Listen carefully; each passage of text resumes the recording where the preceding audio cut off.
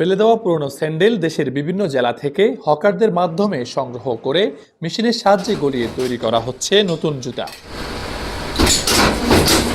প্রথমে বিভিন্ন রঙের জুতা ফিতা কেটে আলাদা করা হয়, এরপর ধোলাই করে তা দেওয়া হয় মেশিনে।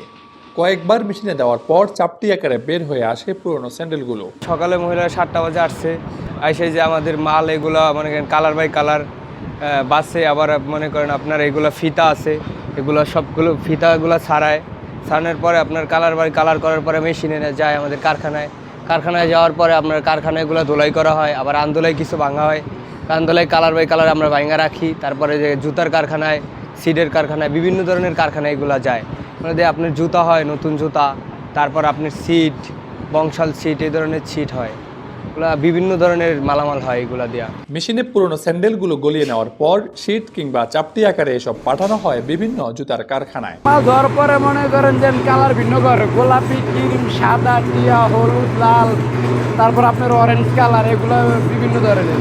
আর এই সোল মাল মনে করেন চাপটি বানিয়ে মনে করেন যে বিভিন্ন জায়গায় বিক্রি করে। আর এগুলো মনে করেন আপনার চক বাজার যায়, আবার আপনার মনে করেন যে ইয়াতে বংশাল যায়, বিভিন্ন ধরনের জায়গায় যায়। রাজধানীর পোস্তগোলার আয়রন মার্কেটে তৈরি হয় ফেলে দেওয়া পুরনো স্যান্ডেল থেকে এসব নতুন জুতা, যার বাজারে রয়েছে ব্যাপক চাহিদা। আপনার সিজন আসে, সিজন বাই সিজনে চাহিদা থাকে।